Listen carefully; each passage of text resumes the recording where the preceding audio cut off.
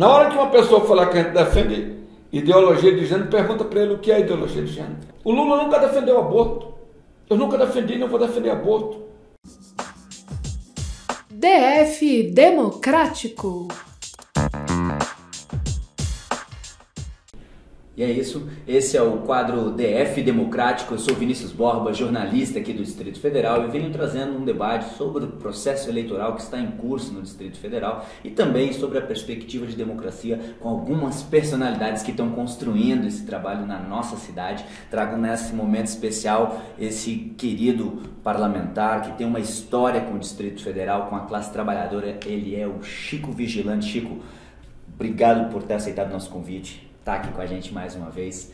E meu companheiro, pra gente não se delongar muito, eu já venho no fogo. Queria saber com você, como é que foi aí a perspectiva dessa reeleição estrondosa, inclusive, no primeiro turno desse nosso pleito, que a gente viu aí uma votação muito expressiva, um campeão de votos mais uma vez na DF.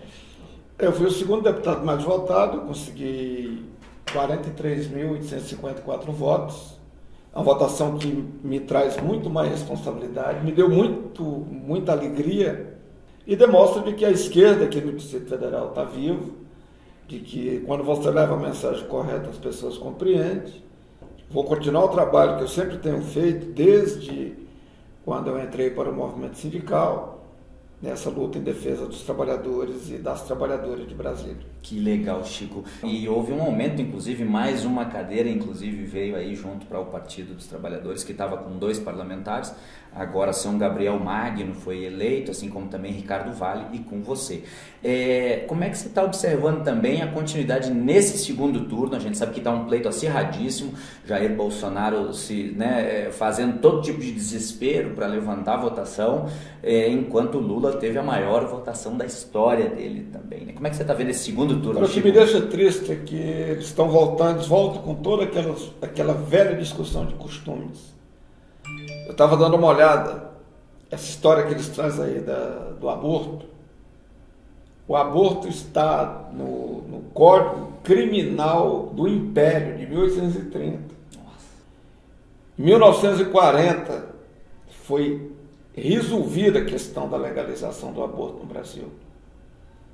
Que é, quem é que pode fazer aborto?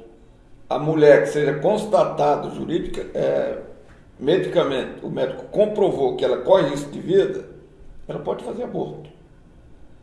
A mulher que foi estuprada e não quer permanecer com aquele feto, fruto do estupro, também está legal, ela pode fazer aborto. E o Supremo Tribunal Federal ampliou para o ancéfalo, né, o cérebro, o feto que é formado sem cérebro. São esses 3 casos. Está desde 1940.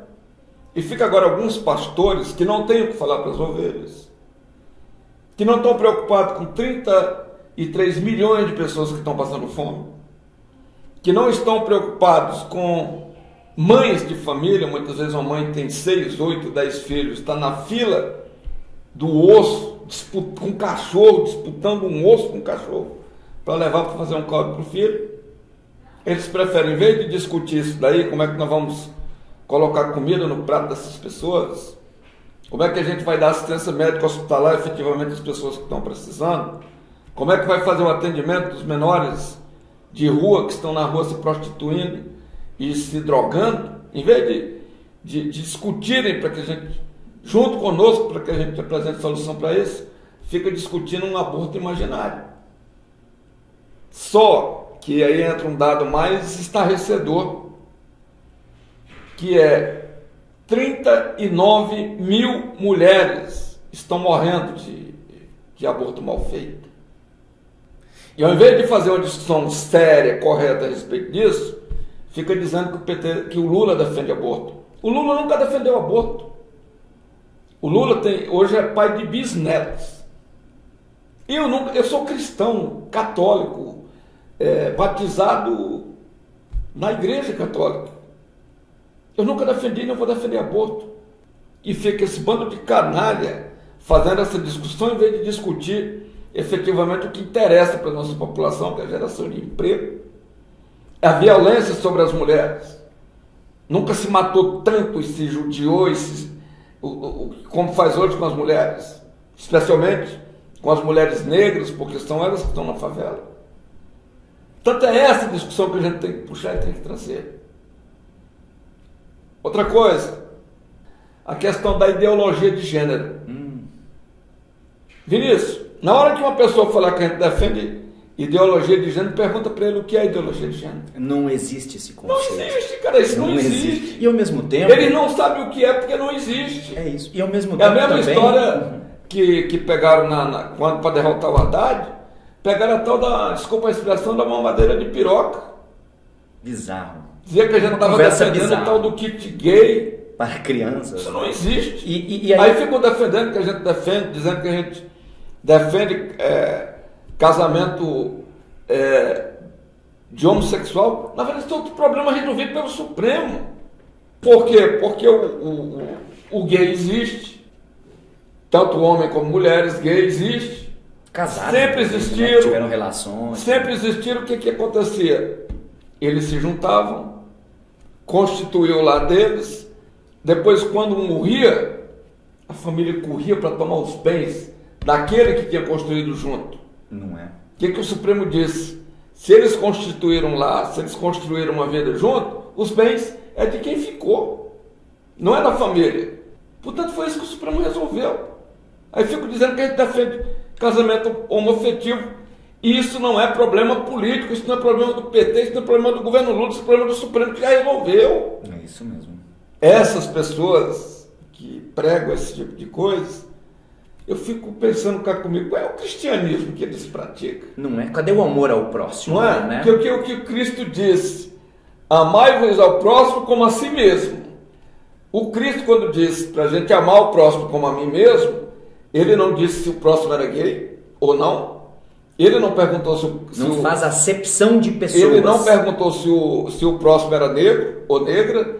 Ele não perguntou se o próximo era pobre ou se era rico. Não perguntou se ele era estrangeiro. Ele disse, amai-vos ao próximo como a ti mesmo. E pronto. E tem uma passagem bonita na Bíblia que fala, inclusive, sobre o bom samaritano, quando ele vai a Samaria, não é? Pode procurar, é nas escrituras que está. Ele vai a Samaria, encontra pessoas diversas, esse é o ponto, são pessoas diferentes. As mulheres que se separavam do marido, que eram excluídas da comunidade judaica ali naquele momento. E Jesus Cristo vai lá e não julga, e não condena, e não separa, e não condena ideologia nenhuma. Você sabe que lá quando escreveram as escrituras, quando Cristo estava passeando lá por aquela região, o cego, ele não era mais inserido na sociedade. O coxo, o aleijado, pessoa com deficiência, né? Não era inserido. O que Cristo fez? Cristo foi lá, pegou aquele pouquinho de terra, botou o cuspe, né? A saliva, e botou no olho do cego. E fez com que o cego voltasse a enxergar, para que ele fosse reinserido na sociedade. A mesma coisa ele fez com o deficiente. Ele foi lá, levanta-te, caminha, para reinserir ele na sociedade. A prostituta também era apedrejada. Maria Madalena. O que Cristo fez? Foi lá, mulher, não pecas mais e segue. Ele reinseriu a prostituta na sociedade. Se fosse hoje, que esse povo que prega tudo errado, não, esse deficiente fica lá, esse cego, não, deixa cair no despenhadeiro, essa prostituta, vamos jogar mais pedra nela. Esse pessoal está interpretando a Bíblia errada. E ao mesmo tempo, Chico, não sei se você concorda comigo, tem um perigo também para você que é evangélico, evangélica, cristão, enfim, que tem uma tendência mais conservadora, é respeitável, é compreensível ao seu lado, mas vá lá que o voto é secreto. Ninguém pode se inserir lá na urna para ver o seu voto, ou seja, assim, você não tem que fazer uma confissão ao bolsonarismo, muito pelo contrário, você tem que atender ao seu coração, não é isso, Chico? Não, e outra coisa, eles vão lá e dizem que nós somos defensores da moral e dos bons costumes. Aí, o presidente da República, que eu chamo de Capitão Capiroto, vai lá em São Sebastião, que é uma cidade que eu conheço desde o nascedor. Minha comunidade. Cidade acolhedora, região administrativa aqui do Distrito Federal. passou até água quando o PT foi governo, governador Gustavo Buarque, começou a ser regularizada a energia quando o Gustavo Buarque do PT era governador, as primeiras ruas asfaltadas também, do Partido dos Trabalhadores. Aí tem uma entidade ligada à Igreja Católica, que são as Cáritas, né, que atende os refugiados. Aí eu sou do interior, dia de sábado, ou quando tem algum evento importante, as meninas no interior se arrumam, vestem uma roupa bonita e tudo. Aí está esse que eu chamo de Capitão Capiroto, passeando lá pelas ruas de São Sebastião, aí para numa esquina, porque viu umas meninas na esquina, arrumadinha, ele pintou um clima. Pintou um clima? Não é? O malandro do Bolsonaro achou que elas eram prostitutas. A mente da pessoa já conduz na maldade, né? A mente suja. Aí pede para entrar na casa achando que era uma casa de prostituição. E depois da entrevista em 3 oportunidades, dizendo que eram as meninas do Baixo Meretrício, as meninas da Venezuela que estavam ganhando a vida se prostituindo no Brasil. Isso. Ele tinha 2 objetivos. Primeiro, porque ele pensa isso mesmo, que meninas têm que se prostituir. E segundo, é a mente suja, imunda dele de que tem que envolver a esquerda em tudo. Achar que a esquerda, porque as meninas estavam sendo atendidas por uma entidade da Igreja Católica, que elas estavam se prostituindo. Isso era motivo para a sociedade inteira ir para a rua protestar contra o cara. E ainda pega aquele quadro deprimente de destacar a dona Michele, que já passou por isso, e eu não recrimino, junto com essa, que dizem que é maluca, mas não é maluca coisa nenhuma, essa tal de Damares. Isso não tem nada de maluquice, é extrema-direita treinada. Olha aí. Tá? Aí vão lá para tentar convencer as diretoras lá da casa de acolhimento, né, a dar um depoimento para eles, né? Eles são muito sujos, gente. É um desastre. Não, é um mau caráter. É um mau caratismo. Bom, nós estamos aqui, tivemos esse bate-papo importante com o nosso deputado Chico Vigilante, ele que veio nos trazer tantos esclarecimentos e seu ponto de vista também sobre essa, muitas vezes, manipulação, né, Chico? E eu deixo aqui esse último minuto para você poder fazer a sua saudação ao povo de Brasília e também da cidade satélite e você poder dar o seu recado final também, Chico. Ouvindo essas eleições está me deixando muito triste. Eu queria estar discutindo a volta do Minha Casa Minha Vida com a linha 1, que é a que atende os pobres. Olha aí. Eu queria estar nessas eleições discutindo a geração de emprego, nós estamos com milhões e milhões de trabalhadores desempregados. Queria estar nessas eleições discutindo como é que nós vamos atender esses trabalhadores de aplicativos. De moto, menino que se cair da moto, se quebrar todo, não vai ter assistência nenhuma, porque ele não tem nenhum reconhecimento por parte da Previdência. Eu quero inserir ele na Previdência. E até o DPVAT Bolsonaro... Eu estava um dia ali na Samambaia conversando com um menino entregador de comida. Ele sai, ele me contando. À noite a mãe dele faz um cuscuz, como é muito pouco que eles têm em casa, ela parte o cuscuz, tem mais de um filho, ele leva um pedaço de cuscuz, desce para Águas Claras pedalando de bicicleta. Gasta energia, correndo o risco de ser atropelado. Ele passa o dia inteiro pedalando.